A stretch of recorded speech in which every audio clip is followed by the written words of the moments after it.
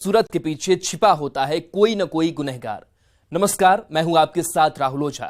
तफ्तीश की राह में आने वाली हर कड़ी सुराग बनकर पहुंचाती है गुनहगारों को सलाखों के पीछे। आप बने रहिए हमारे साथ, क्योंकि हर जुर्म के खिलाफ हमारी तफ्तीश लगातार जारी है।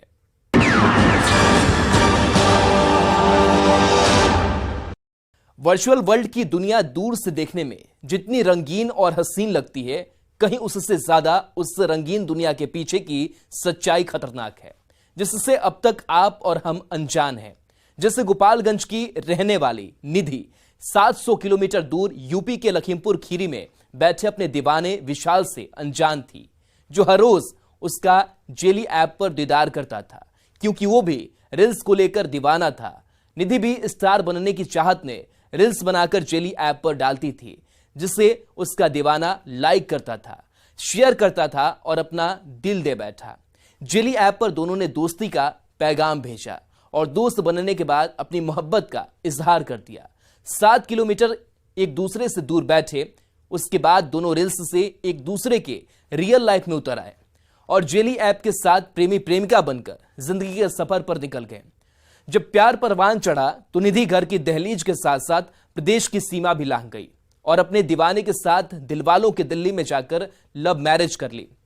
लेकिन उसके बाद जो हुआ वो बेहद खौफनाक था, क्योंकि प्रेमिका निधि का भाई इंतकाम में अपनी बहन के सिंदूर का खानदानी दुश्मन बन गया था और धोखे से बुलाकर प्रेमिका का कत्ल कर दिया। जैसे निधि और विशाल जेली पर अनजान थे, वैसे ही पुलिस भी कत्ल के बाद अंधेरे में अनजान शख्स के कत्ल के पीछे का राज तलाशने में लगी। 10 दिनों बाद जब खुलासा हुआ तो सनसनी फैल गई। देखिए इस रिपोर्ट में जेली ऐप वाली मोहब्बत ने कैसे ली दीवाने की जान। जेली ऐप पर यूपी के ब्लॉगर को हुआ प्यार। गोपालगंज की निधि भी लांघ गई मर्यादा की दीवार। चाहत की जुनून में भाग कर ली विवाह। लव मैरिज के बाद दुश्मन बना निधि का परिवार। धूमधाम से शादी का झांसा देकर भाई ने बुलाया और दोस्त के साथ मिलकर रेत दिया दीवाने का गला।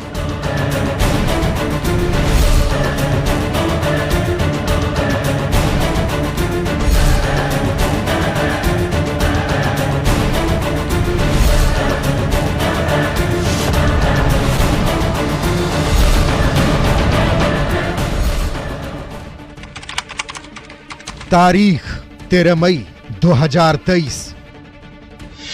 यही वो तारीख है जिस दिन गोपालगंज जिले के जादोपुर थाना इलाके के बड़ी पट्टी गांव में गंडक किनारे तस्वीरों में दिख रहे युवक की खून से लथपथ लाश मिली थी, जिसकी गला रेत कर हत्या की गई थी। स्थानीय लोगों ने जब शव को देखा तो पूरे इलाके में सनसनी फैल गई। फौरन लोगों ने जादोपुर थाने की पुलिस को सूचना दिया। खबर मिलते ही पुलिस फौरन मौके पर पहुंच गई और सबको कब्जे में लेते हुए मामले की तफ्तीश में जुट गई, लेकिन शव की शिनाख्त नहीं हो पाई, जिसके बाद पुलिस अज्ञात युवक की हत्या का मामला दर्ज कर ब्लाइंड केस को चैलेंज के तौर पर लेते हुए तफ्तीश करने लगी और शव की शिनाख्त को लेकर गोपालगंज से लेकर यूपी के कुछ जिलों में भी पोस्टर चस्पा करने लगी। कत्ल की अनसुलझी गुत्थी को सुलझाने के लिए एड़ी चोटी का जोर लगाने लगी, लेकिन 3 दिन बाद भी शव की शिनाख्त नहीं हो पाई। उसके बाद भी पुलिस चुपचाप तफ्तीश करती रही। इस बीच पुलिस वालों के मोबाइल पर एक अननोन नंबर से 18 मई 2023 को कॉल आया। वो नंबर यूपी के लखीमपुर खीरी का था। कॉल करने वाले ने जानकारी दी कि 12 मई से लखीमपुर खीरी का विशाल गायब है। उसके बाद पुलिस ने मृतक का फोटो भेजा तो पता चला कि जो युवक लखीमपुर खीरी से गायब हुआ है उसकी तस्वीर है, जिसका नाम विशाल कुमार है। शव की शिनाख्त होते ही पुलिस एक्शन में आ गई और परिजनों से संपर्क कर जानकारी जुटाने लगी और टेक्निकल टीम की मदद से उसके मोबाइल नंबर का कॉल डिटेल्स खंगालने लगी तो लावारिस लाश के पीछे की पूरी कहानी परत दर परत खुलकर सामने आ गई। पुलिस को पता चला कि मृतक यूपी के लखीमपुर खीरी जिले के संपूर्णा नगर थाना क्षेत्र के सुमेर नगर निवासी रामशंकर प्रसाद का पुत्र विशाल है, जो एक ब्लॉगर था। यह संपर्क बाद में प्रेम प्रसंग में बदल जाता है। इसका हालांकि परिवार वालों ने काफ़ी विरोध किया, दोनों के परिवार ने, पर ये दोनों दिल्ली जाकर भागकर शादी कर लेते हैं। 2 महीने के बाद लड़की घर वापस आती है और यह बात लड़की का जो भाई है इसको नागवार गुजरी और इसने लड़के को विधिवत विवाह करने के लिए के बहाने से इसको लखीमपुर खीरी से गोपालगंज बुलाता है।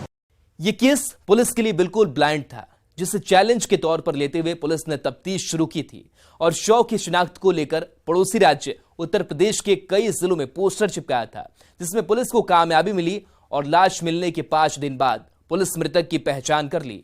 लेकिन उसके बाद भी पुलिस के सामने बड़ी चुनौती थी कातिल तक पहुंचने की, जो पुलिस की आंखों से ओझल था, जिसे चैलेंज के तौर पर लेते हुए पुलिस ने कातिल के साथ साथ कत्ल के पीछे की कहानी को उजागर कर दिया, जो इश्क की साजिश में लिपटा था। मृतक की शिनाख्त के बाद पुलिस ने हत्या के पीछे की वजहों को टटोलना शुरू किया तो पता चला मृतक विशाल ज़ैली ऐप पर रील्स बनाता था और वीडियो बनाकर पोस्ट करता था। उसके बाद पुलिस ने मृतक विशाल के ज़ैली ऐप के अकाउंट को खंगालना शुरू किया तो एक लड़की के साथ उसके कई वीडियो और फोटो मिले, जिसकी तस्दीक ये तस्वीरें कर रही है। उसके बाद पुलिस तस्वीर में दिख रही लड़की के बारे में जानकारी जुटाने लगी। इस दौरान पता चला कि मृतक विशाल के साथ ज़ैली ऐप पर तस्वीर में दिख रही लड़की गोपालगंज जिले के जादोपुर थाना क्षेत्र के दुखहरण गांव की रहने वाली निधि कुमारी है। उसके बाद पुलिस ने दोनों के बीच का कनेक्शन ढूंढना शुरू किया तो इस दौरान हैरान करने वाला सच सामने निकल कर आया। वो सच था मृतक विशाल और निधि का प्रेम प्रसंग। उसके बाद पुलिस ने अपनी जांच की दिशा को इश्क की गली में मोड़ दिया। उसके बाद पुलिस के हाथ दोनों की कई तस्वीरें लगी, जो दोनों के प्यार की निशानी थी। आपके टीवी स्क्रीन पर दिख रही जिंदगी के सुखद लम्हों की ये तस्वीरें मोहब्बत के 2 दीवानों की है, जिनकी लव स्टोरी की शुरुआत ज़ैली ऐप के जरिए रील्स बनाते हुए हुई थी। तब दोनों एक दूसरे के लिए अनजान थे। दोनों एक दूसरे के वीडियो देखकर दीदार करते थे, लाइक करते थे और शेयर करते थे, लेकिन चाहत की जुनून में दोनों धीरे धीरे अजनबी से एक जिस्म 2 जान बन गए। रील्स बनाते बनाते दोनों एक दूसरे को अपना दिल दे बैठे। रील्स से एक दूसरे के रियल जिंदगी में उतर आए, एक दूजे के दिल में समा गए। उसके बाद दोनों के दिलों का फासला सिमट गया और 700 किलोमीटर की दूरियां मिट गई, जिसके बाद दोनों ने एक दूसरे से अपना मोबाइल नंबर शेयर किया और ज़ैली ऐप के साथ ही जिंदगी के नए सफर पर निकल गए। जो मृतक है जीली ऐप पर वीडियो बनाता था और वीडियो बनाने के क्रम में इसकी पहचान जादवपुर थाना अंतर्गत दुखहरण गांव की एक लड़की से हो जाता है। यह संपर्क बाद में प्रेम प्रसंग में बदल जाता है, जिसे समझने के लिए दोनों के निजी जिंदगी के पन्नों को पलटना पड़ेगा। 12 महीने पहले जानकारी के मुताबिक उत्तर प्रदेश के लखीमपुर खीरी जिले के संपूर्णा नगर थाना क्षेत्र के सुमेर नगर निवासी रामशंकर प्रसाद के पुत्र विशाल कुमार, जो पेशे से एक ब्लॉगर था, वो ज़ैली ऐप पर रील्स बनाकर वीडियो डालता था।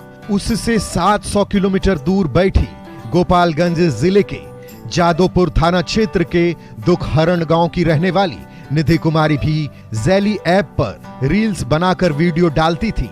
इसी दौरान दोनों एक दूसरे के संपर्क में आ गए। ज़ैली ऐप के जरिए ही दोनों की दोस्ती हुई, जो आगे चलकर प्यार में बदल गई।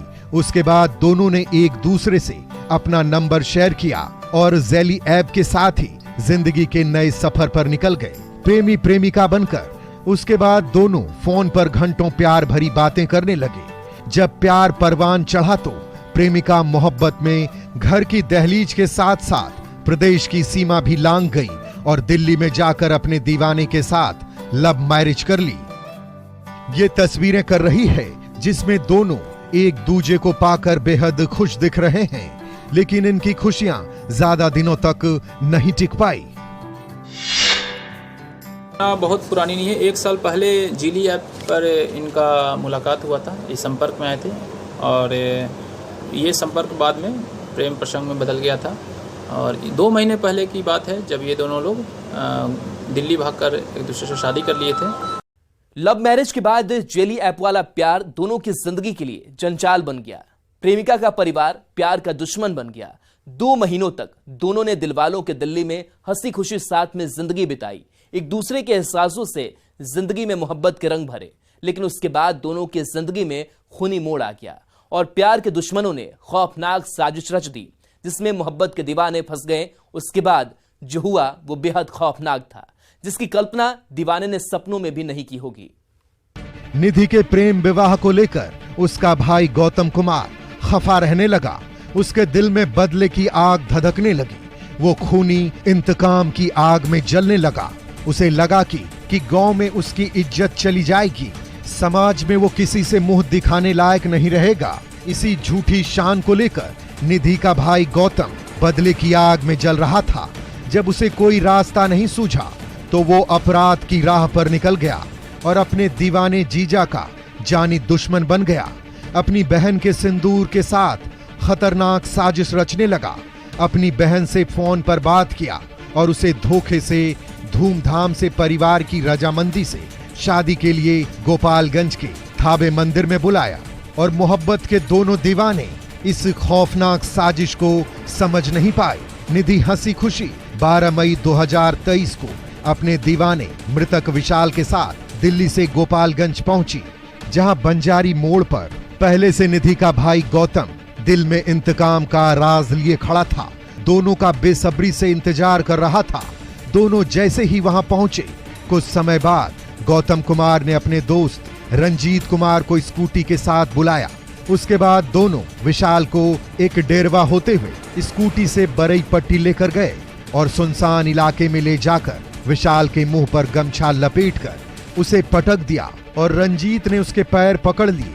उसके बाद शैतान गौतम ने अपनी जेब से चाकू निकाला और गला रेत कर उसकी हत्या कर दी। उसके बाद दोनों पहचान छिपाने के लिए मृतक विशाल का पर्स और मोबाइल लेकर शव को वहीं छोड़कर फरार हो गए। दिल्ली जाकर भागकर शादी कर लेते हैं। 2 महीने के बाद लड़की घर वापस आती है और यह बात लड़की का जो भाई है इसको नागवार गुजरी और इसने लड़के को विधिवत विवाह करने के लिए के बहाने से इसको लखीमपुर खीरी से गोपालगंज बुलाता है और इसका अपहरण कर लेता है बंजारी मोड़ के पास।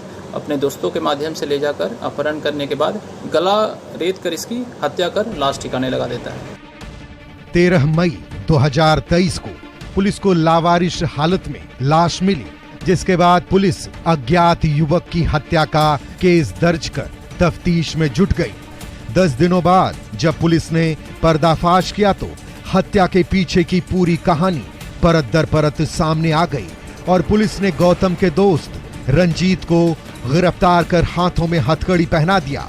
पुलिस की कस्टडी में दिख रहा यही वो आरोपी है जिसे पुलिस ने यूपी के लखीमपुर खीरी के ब्लॉगर विशाल कुमार की हत्या के जुर्म में गिरफ्तार किया है, जिसने पुलिस के सामने अपना जुर्म भी कबूल कर लिया है। जिसके बाद पुलिस ने रंजीत की निशानदेही पर हत्या में इस्तेमाल चाकू को भी बरामद कर लिया है। मृतक का चश्मा साथ ही साथ हत्या में इस्तेमाल स्कूटी को भी पुलिस ने जब्त कर लिया है।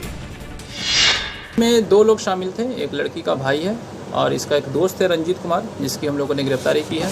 घटना में जो प्रयुक्त चाकू है उसको बरामद किया गया है। मृतक का चश्मा, हत्या में जिस स्कूटी का प्रयोग किया गया था जिस पर मृतक को बिठा कर ले जाया गया था, इसको भी बरामद किया गया है और एक मोबाइल भी बरामद किया गया है। जब पुलिस ने गिरफ्तार आरोपी रंजीत से पूछताछ शुरू किया तो पता चला कि निधि कुमारी को उसके भाई ने अपनी मौसी के घर में एक काल कोठरी में बंद करके रखा है। उसके बाद पुलिस वहां पहुंची और निधि को वहां से मुक्त कराई। इस दौरान पूछताछ में आरोपी रंजीत ने बताया है कि उसने सिर्फ दोस्ती का फर्ज अदा किया था, जिसके कबूलनामे को सुनकर आप भी सहम जाएंगे। लड़के थे, उसका जो भाई था तो उस लड़के का जो प्रेमी था तो इससे शादी कर लिया था, वहाँ पे ले चल गए। तो उसका भाई को ये स्वीकार नहीं था, वो अपने हिसाब से इसको शादी को करवाना चाहता था। तो जिसके चलते उसको शादी करने के बहाने बुलवा कर और मर्डर करने का प्लानिंग उसका भाई ने किया। तब फिर मैंने उसको जाकर केवल साथ दिया उसका भाई का।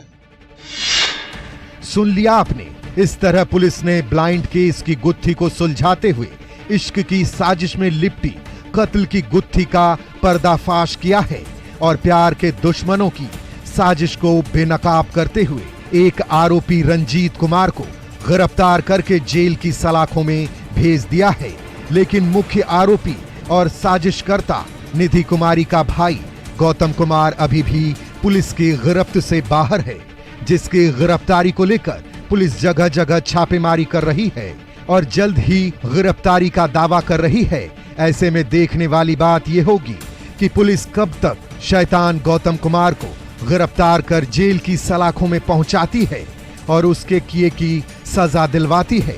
लेकिन जिस तरह से ऐप का प्यार ब्लॉगर विशाल की जिंदगी का काल बना और प्यार के दुश्मनों ने लव मैरिज का सजा मौत दी, वो बेहद ही खौफनाक और खतरनाक है, जिसकी सजा तो उन्हें मिलनी ही चाहिए, ताकि फिर कोई भाई अपनी बहन के प्यार का दुश्मन बनकर इंतकाम की आग में सिंदूर का खून ना करे। जिससे मोहब्बत के दीवानों को भी सबक लेने की जरूरत है। चाहत की जुनून में साजिश की दस्तक को समझने की जरूरत है, नहीं तो अंजाम बुरा होना तय है। न्यूज़ 18 के लिए गोपालगंज से गोविंद कुमार के साथ